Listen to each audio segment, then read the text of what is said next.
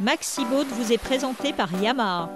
Gamme hors-bord Yamaha, votre partenaire fiabilité sur l'eau.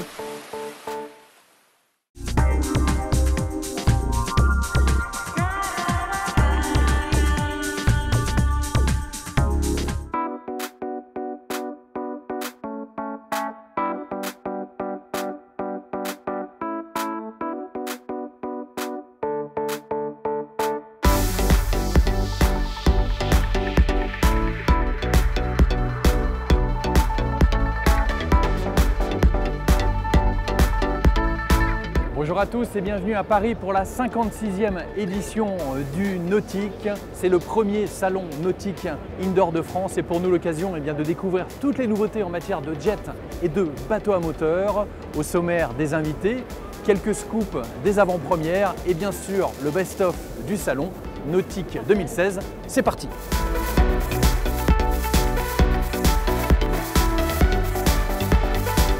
Allez, on se retrouve directement dans le hall des bateaux à moteur avec les nouveautés françaises en commençant par Jeannot, le chantier Jeannot qui présente un avant-première notamment le 650 Bowrider Cap Camara. Bowrider, c'est l'avant non ponté, mais il y a également le Leader 33 présenté en avant-première mondiale.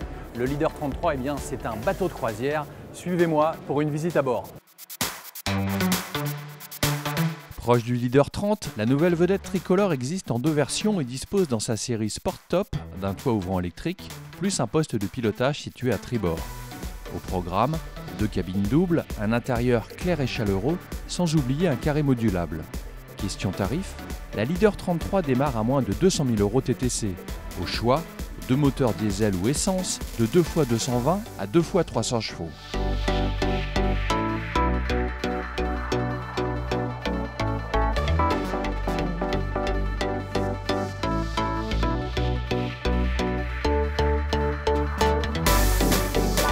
Côté de Beneteau, un salon nautique très dynamique avec une gamme Antares revisitée via deux nouveautés principales, l'Antares 8 et surtout l'Antares 7, déjà présenté au Grand Pavois de La Rochelle. L'Antares 7, qui est la digne héritière de l'Antares 680, un des best-sellers des modèles hors-bord Beneteau. Et on a lancé ce nouveau bateau, pas pour révolutionner la gamme, parce qu'elle était vraiment appréciée des clients, plus pour moderniser le bateau. On a fait un bon travail design, on a modernisé notamment la coque avec une nouvelle carène. On a également voulu moderniser la timonerie tout en gardant l'ADN des Antares. On a tous en tête cette arche de timonerie qui fait vraiment référence à la famille des Antares Sichara Beneteau. Ça, c'était un point essentiel qu'on voulait garder. On a également retravaillé l'intérieur de la timonerie avec un nouveau carré, des positions d'assises différentes, notamment face à la mer. On intègre aussi un cabinet de toilette séparé pour le confort et on retrouve tous les éléments de confort qu'on connaissait sur les Antares. Face au géant tricolore, Quicksilver renouvelle entièrement sa gamme active avec surtout de nouveaux aménagements plus pratiques. Explication. Alors chez Quicksilver, nous avançons toujours dans les gammes. Nous avons gardé les coques actives qui ont fait déjà leurs preuves depuis 5 ans. Les coques sont toujours les mêmes. Par contre, nous avons revu les plans de pont. Donc, les coques actives que vous connaissez sont toujours présentes sur les bateaux, avec une nouvelle console de pilotage, très design, beaucoup plus large, un espace intérieur très vaste. Vous avez également la possibilité de mettre une table à l'avant, une table à l'arrière, des sièges très confortables, un poste de pilotage très ergonomique, des commandes faciles à utiliser et des performances du bateau qui ont encore été accrues. Nous démarrons avec le 505 à partir de 16 000 € avec un 50 chevaux, jusqu'au 675 où là vous avez un 675 avec un 150 chevaux FI pour un prix de 34 000 €. Parmi les nouveautés du nautique, notre coup de cœur pour la Targa 30.1, un timonier finlandais aussi bien sportif que confortable pour la croisière dans une mer très formée. Nous avons rencontré l'importateur français de Targa. Le 30.1 vient combler l'écart assez conséquent qu'on avait entre le 27 pieds, le 27.1 qui est sorti en 2004 et le 32, dernier modèle renouvelé il y a maintenant 4 ans. Donc le 32 étant maintenant très abouti avec plus d'une vingtaine de possibilités d'aménagement, il fallait combler ce trou en termes de tarifs et en termes de taille. Donc on a fait un petit 32 avec le 30 qui s'avère un bateau pour 5 couchages avec un salon, une cuisine et une salle d'eau, ce qui est très optimisé pour une coque de 9,19 m.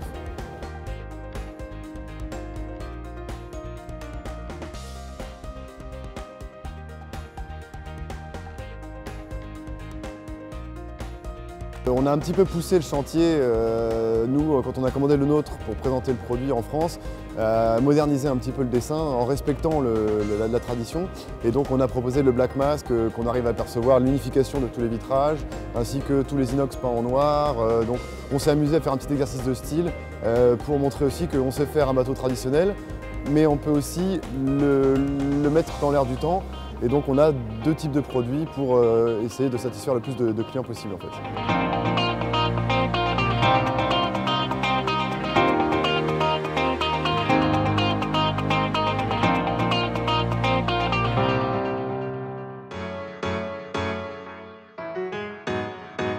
Repris par le groupe Beneteau, la légendaire marque américaine 4Winds revient en force sur le marché européen.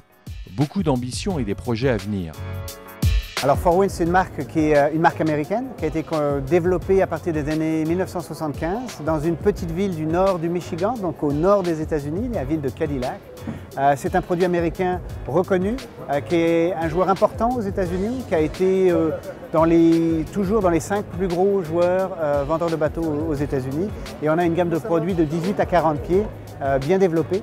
On exporte dans beaucoup de pays. Et effectivement, on est très fiers d'avoir intéressé le groupe Beneteau. Idem pour Scarab, un chantier US bien connu des amateurs de vitesse.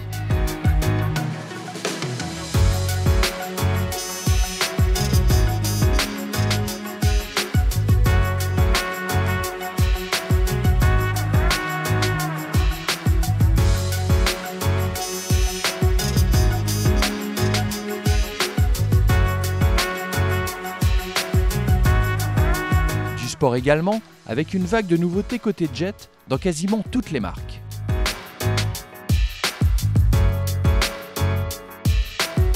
Alors grosse nouveauté ici au salon en matière de jet ski. Jet ski justement, c'est la nouveauté Kawasaki qui relance, on va dire, un jet à bras, mais cette fois un moteur 4 temps, c'est bien ça? Absolument, oui. Donc l'inventaire du jet à bras.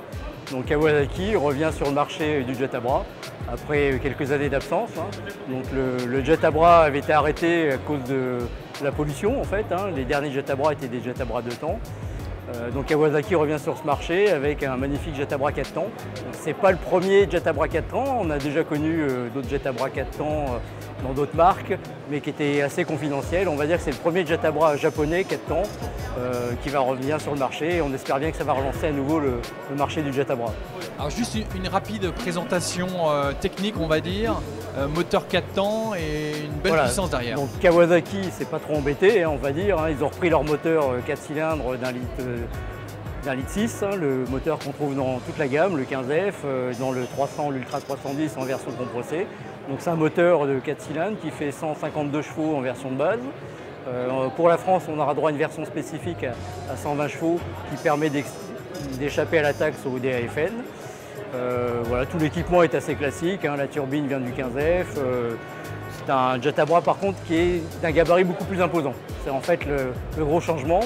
On est passé sur une taille supérieure de jet à bras, ce qui va permettre d'amener un public plus large à ce type de machine, avec une stabilité meilleure et une accessibilité, on va dire, plus simple au jet à bras.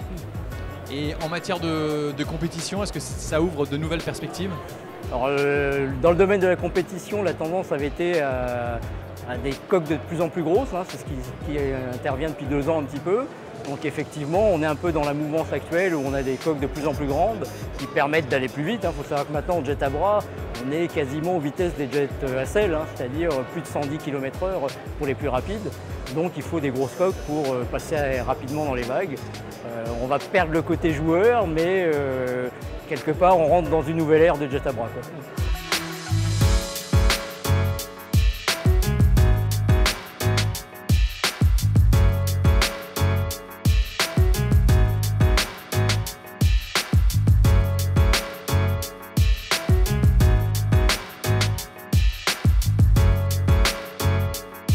Autre nouveauté cette fois canadienne, c'est Sea-Doo qui nous sort une nouveauté, on va dire fun.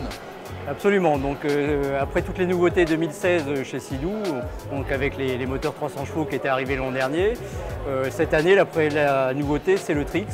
Donc le Trix c'est quoi? C'est un Spark 2 places avec un peu plus d'équipement, donc une colonne réglable, une turbine améliorée et puis un côté très fun puisqu'il est prévu pour se cabrer et faire des figures avec en standard. Le Spark c'est on va dire un modèle assez accessible. Oui, le Spark c'est l'entrée de gamme entre guillemets, hein. Ça permet effectivement d'accéder à une nouvelle clientèle, hein. C'est une segmentation de marché où le but du jeu est d'amener des nouveaux jet skieurs au jet, avec un prix d'appel simple, une machine facile à entretenir, qui coûte pas cher, on n'a pas besoin d'avoir une grosse remorque pour trimballer un Spark, et à un prix d'appel très bas en fait, au prix d'une moto tout terrain en fait, hein. Et face à lui donc le nouveau EX de chez Yamaha qu'on va aller découvrir tout de suite. Voilà, absolument. Donc le Spark, on va dire, a taillé des croupières dans la clientèle Yamaha ces 2 dernières années en fait, hein. Pourquoi? Parce que cette clientèle, c'est la clientèle primo-accédante des jets, c'est aussi la clientèle des bateaux, hein, des annexes de gros bateaux. Et donc du coup, Yamaha a voulu contrer un petit peu cette mainmise de Sea-Doo avec le Spark en créant un nouveau jet qui s'appelle le EX, effectivement. Donc, le EX, c'est le gabarit du Spark avec une coque en SMC, hein, voilà. Les Japonais savent pas faire des jets en plastique, c'est pas dans leur mentalité, donc on tombe sur un jet un petit peu plus haut de gamme, un petit peu plus cher, un petit peu plus lourd, un petit peu plus surtout. Mais la clientèle visée, c'est bien la même en fait, hein. C'est le primo-accédant au jet, une clientèle qu'on espère garder par la suite. Alors Olivier, merci. Et donc on va aller découvrir ce fameux nouveau Yamaha EX. C'est parti. Voilà. Face à Sea-Doo, Yamaha lance la gamme EX à prix ultra compétitif.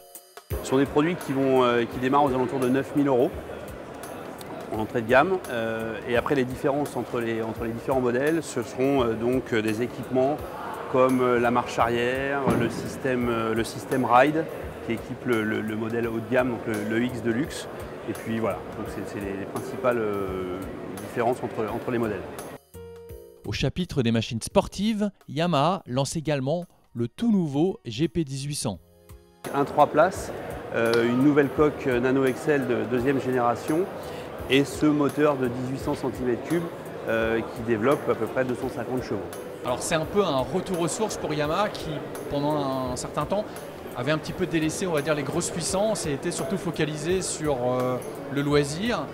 Donc c'est un retour en force. Effectivement, un retour en force avec un moteur qu'on connaît déjà, parce que c'est un moteur qui équipe 3 de nos machines depuis quelques années. Là, on l'a juste mis dans une coque plus petite et plus légère, donc on arrive avec un rapport poids-puissance sur ce produit qui en fait une machine assez puissante. On sait que les amateurs de jet sont aussi amateurs de compétition, de vitesse. Est-ce que cette nouvelle machine a quelques ambitions justement en racing, en compétition? Effectivement, et notamment sur le circuit américain où déjà des tests ont été faits avec cette machine et certains pilotes pour les close courses, donc les courses de bouée, partent sur ce produit-là. Quoi de neuf au nautique dans le domaine des moteurs hors-bord? Eh bien, pas mal de nouveautés, aussi bien dans les petites que dans les grosses puissances, à l'image de Suzuki, mais il y a également Yamaha, Mercury ou encore Honda. Des nouveautés également dans le domaine de l'aide au pilotage et de la technologie. Reportage. Honda décline sa nouvelle gamme portable en 3 puissances, 4, 5 et 6 chevaux. C'est un nouveau bloc 4 temps monocylindre de 127 cm3 avec un réservoir intégré de 1,5 litre.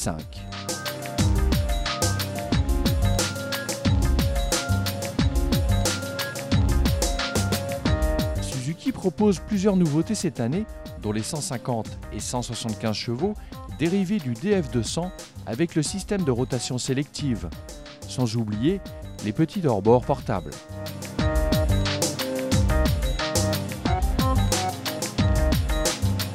Sur le nautique, nous avons 2 nouveautés principales, 2 gammes de moteurs. Une gamme de moteurs portables, 4, 5, 6 chevaux, qui remplace la gamme précédente avec la faculté de pouvoir se positionner de 3 façons pour le stockage, ce qui est vraiment un point très avantageux pour éviter de vider les réservoirs.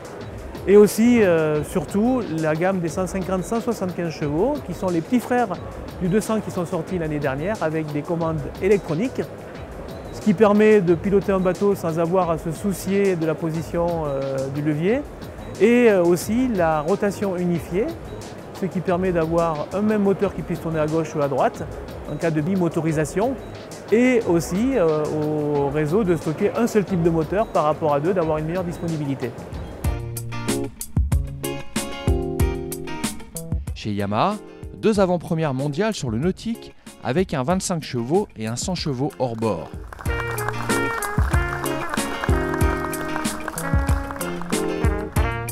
Le nouveau F100 est un moteur 4 temps 4 cylindres à 4 soupapes de 1832 cm3.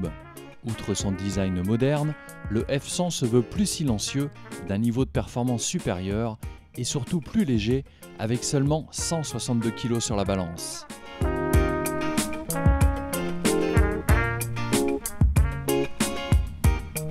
Même esprit pour un nouveau Yamaha F25 qui est allégé de 25% par rapport au précédent modèle. Résultat, un meilleur rapport poids-puissance.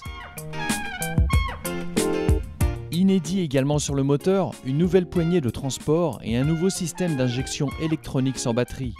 Côté chiffres, le F25 est un 4 temps 2 cylindres 2 soupapes pour une cylindrée de 432 cm3.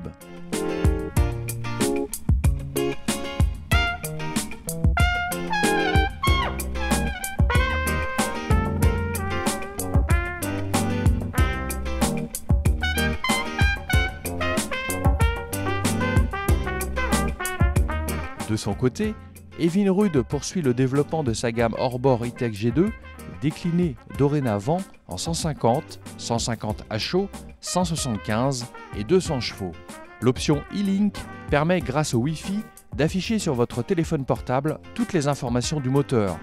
On craque aussi pour les couleurs de capot personnalisables.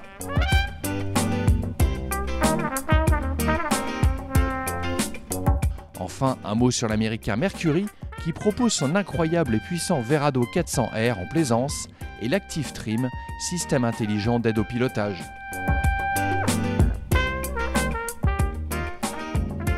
Si vous êtes un fan de Cousteau, vous avez certainement vu le film L'Odyssée avec Lambert Wilson, un film dans lequel on pouvait voir des Zodiac, la célèbre marque de pneumatiques qui fête cette année ses 120 ans et sort pour l'occasion le Zodiac Mark II Heritage. C'est une série limitée inspirée des années 70 avec seulement 50 exemplaires à la vente. Zodiac, on en parle dans quelques secondes, suivez-moi.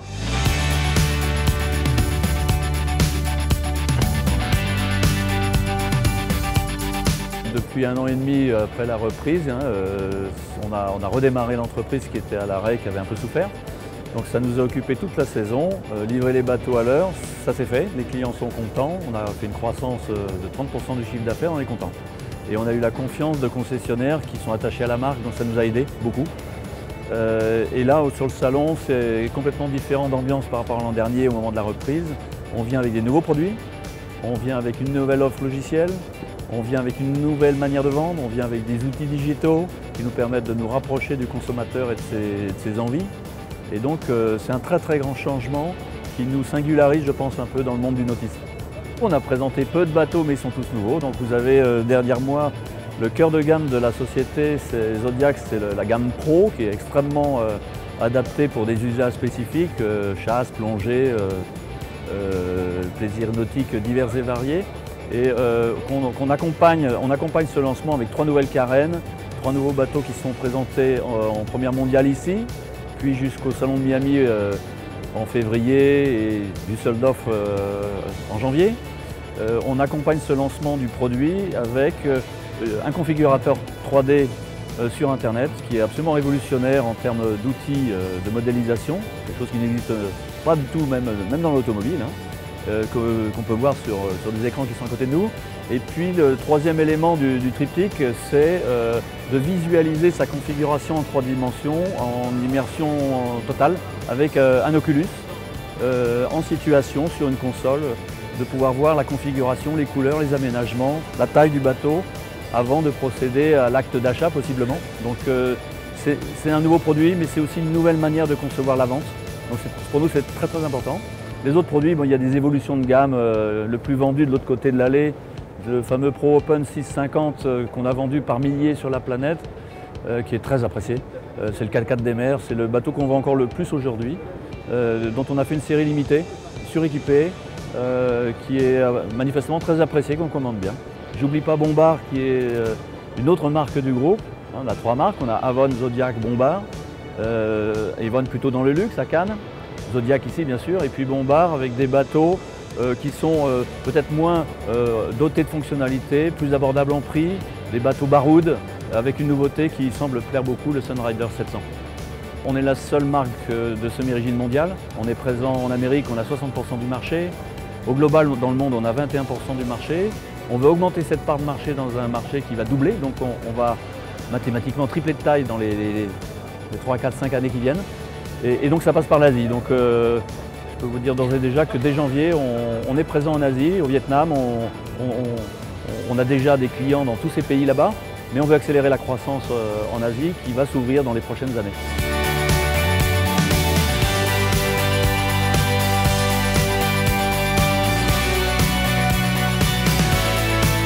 On termine cette émission spéciale nautique avec quelques images de l'impressionnant Sax Rebel 47. C'est un semi-rigide qui mesure plus de 14 mètres de long et dispose de 3 moteurs hors-bord de 350 chevaux ou alors qui existe en motorisation inboard. Un semi-rigide hallucinant. Merci de nous avoir suivis dans cette émission Maxiboat spéciale Salon Nautique.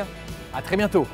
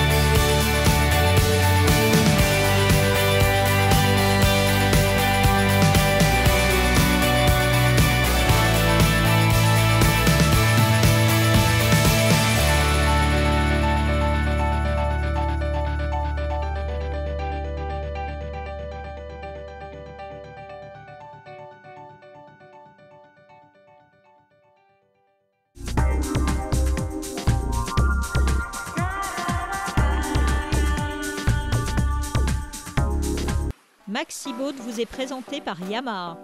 Gamme hors-bord Yamaha, votre partenaire fiabilité sur l'eau.